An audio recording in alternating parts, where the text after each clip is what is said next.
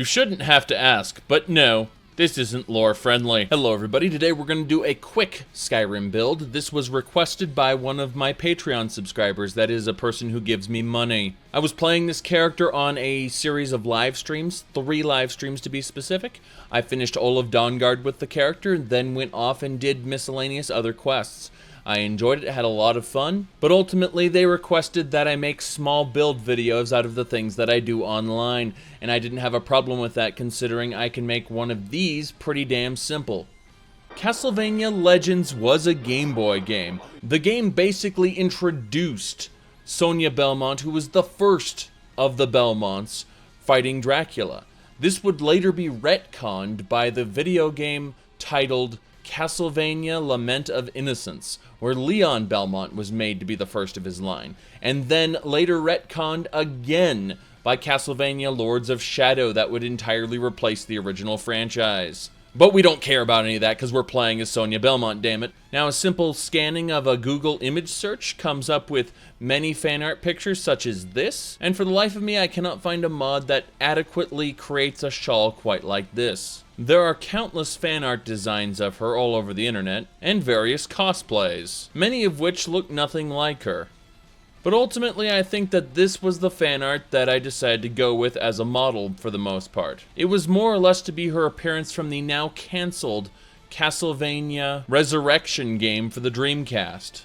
So Sonia's story is simple. She's the last member of her tribe that was entirely wiped out. The village was entirely destroyed by Dracula. Now she's out for revenge. She's going to put an end to him. She gets the aid of Alucard along her journey.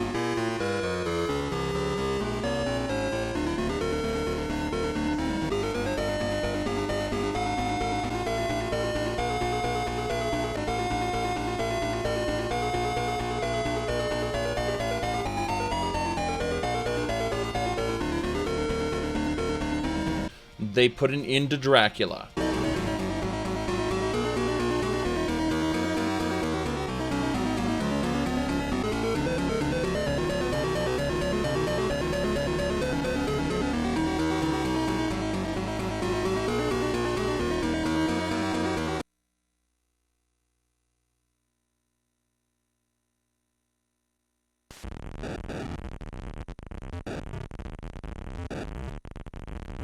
Her lineage would go on to be the Belmonts in future games. The next major Belmont of note after her would be Trevor Belmont, and from there Simon Belmont, and Richter Belmont, and all kinds of other Belmonts.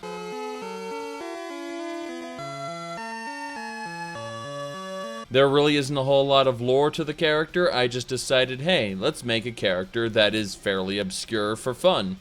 And that's what I did. Alright, so the first mod you're going to be needing to make this build work is the Castlevania style combat cross with whip. And when you install this, you're going to want to use the final option, which is with the chain effect. Alternatively, if you want to have fancy looking almost energy whips, you can definitely go with that. But pretty much the key to playing any kind of Belmont character is this mod. Now because the whip you're going to be using is an enchanted effect, you don't want that enchantment going away and your whip stop producing the whip. I highly recommend grabbing passive weapon enchant recharging, so basically your whip will constantly regenerate its magical charge, thus you won't have to spend soul gems on it, because what kind of Belmont sacrifices the souls of other people? That's Soma Cruz's job. Next up, you're going to want to use Throwing Weapons Redux, which is going to allow you to throw daggers, spears, and pretty much all the different throwing weapons available.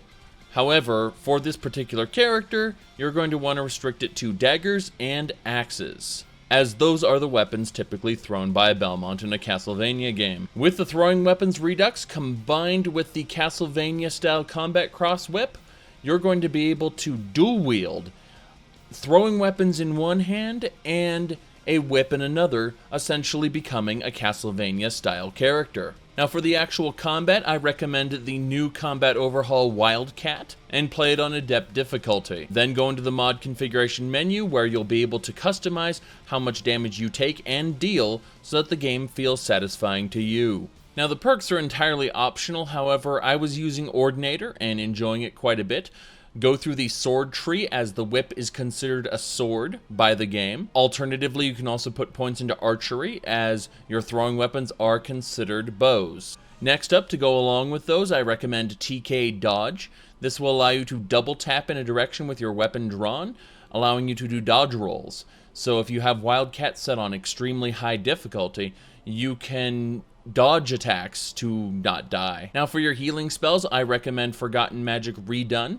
You'll be using the Divine Light spell to heal yourself. Now in order to be an effective vampire hunter, we're going to be looking at Religious Amulets Upgraded. You're going to want to give yourself an Amulet of Akatosh right off the bat, so that you can have immunity to vampires' life drain. This will make you an ideal vampire hunter. Now for the actual character's appearance, you're going to want to get the Bless Online armor. Keeping in mind you're going to be running it without the shoulder pads and necklace, because the necklace is going to be replaced by an Amulet of Akatosh, and she simply didn't wear shoulder pads. Now keep in mind this does not respect the Never Nude preset, so you're going to want to equip the panties that come with this set if you don't want to be showing off the certain parts while dodge rolling. Now to support this, you're going to need the UNP Blessed Body, which you can get here.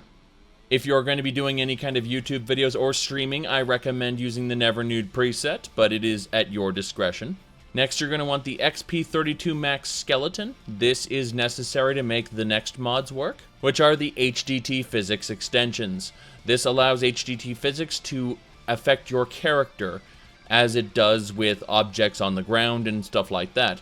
This is absolutely necessary for the outfit we just showed off because of the HDT high heel system, and this is necessary simply for the outfit. Finally, the character's ponytail is governed by HDT physics via KS hairdos, and I assure you the physics are a sight to behold in how they glitch, and it's a whip and you can swing the hair back and forth. It's absolute madness, I say. Now, because the whole thing does support it, and you've already got the foundation mods, you can install the HDT butt and breast physics if you want. They are extremely, extremely exaggerated, where a normal run should only produce maybe one bounce. You'll find that the parts in question bounce 6 or 7 times, which is wholly unrealistic. Now, because we've gone this far and we want to look pretty, grab the Feminine Run and Dash animation mod. If you're looking to be really fancy and you want to install Finis and all this other stuff, then it's the potential that Finis Sexy move might be better for you, but I prefer this. It's a simple, just plug it in and it replaces the meshes. It just works.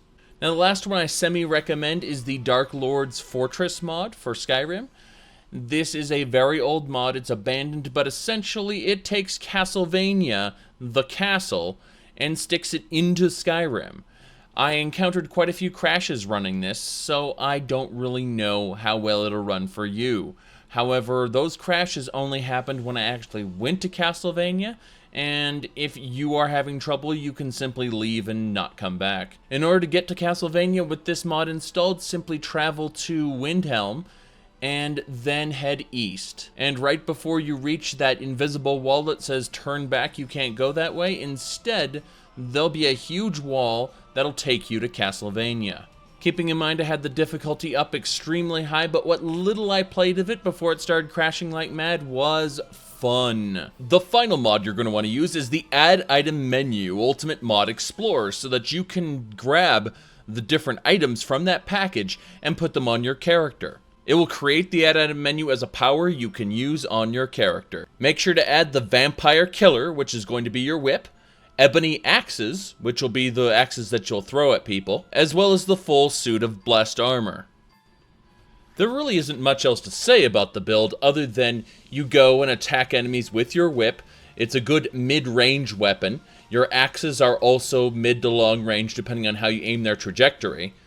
And you pretty much suck at close range, which is why I use dodge rolling to get out of the way so that people don't kill your face. Dodge rolling is extremely effective and actually gives you about 1 second of damage immunity while you're performing it, although it does steal a lot of stamina. So ultimately you want to get just enough magicka to cast a heal when you need it, and then focus on health and stamina so that you can take at least one hit and roll. Depending on how you set Wildcat, this will be either very easy or very difficult. I do recommend setting it up to the point where you'll basically get killed in 2 hits. Just keep in mind that because of your gear, you will actually start out very overpowered, and then enemies will even out around level 20 or so.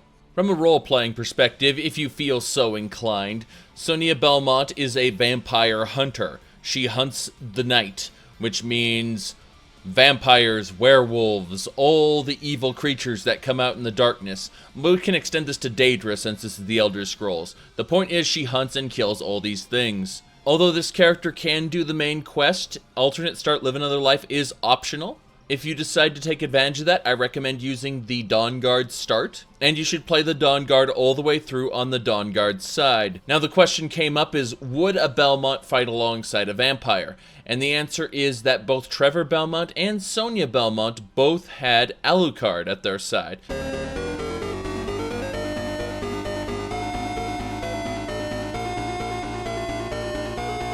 Super secret, Alucard and Sonia were in love.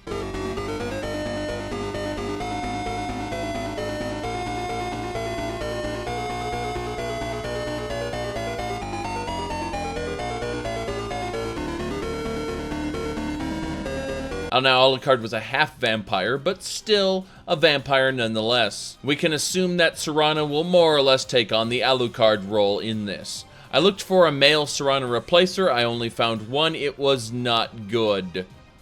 That is to say, it used a voice modulation. It was not re-voice acted, so that was kind of disappointing. I kind of wanted to do a Serana is Alucard replacement, but I don't think such a mod exists. Now, in the Skyrim Workshop on Steam, there is a Gabriel Belmont outfit, which you could use with the other mods here to make a Gabriel Belmont character, but I didn't really feel like any character really matched Dawnguard's progression about helping another vampire go up against their father, like either Sonia Belmont or Trevor Belmont. However, Trevor Belmont's a little too mainstream, whereas very few people have played this Game Boy game which she's based off of, so that was the main inspiration. That and the fact that, just quite frankly, because of the mods that are available, Sonia Belmont, totally doable in Skyrim. Totally not a double entendre either. If you couldn't already tell, I'm bored of Skyrim. And we'll get back to doing Skyrim stuff when the port, what they're calling a remaster, comes out. The Skyrim Special Edition. So we're going to be doing Fallout, Oblivion, some Elder Scrolls 6 videos, and yes, World of Warcraft, because the next expansion's coming out soon. Either way, this has been Zarek Zahakaran. Thank you all for watching. Check the social media links for more content, and I will see y'all next time.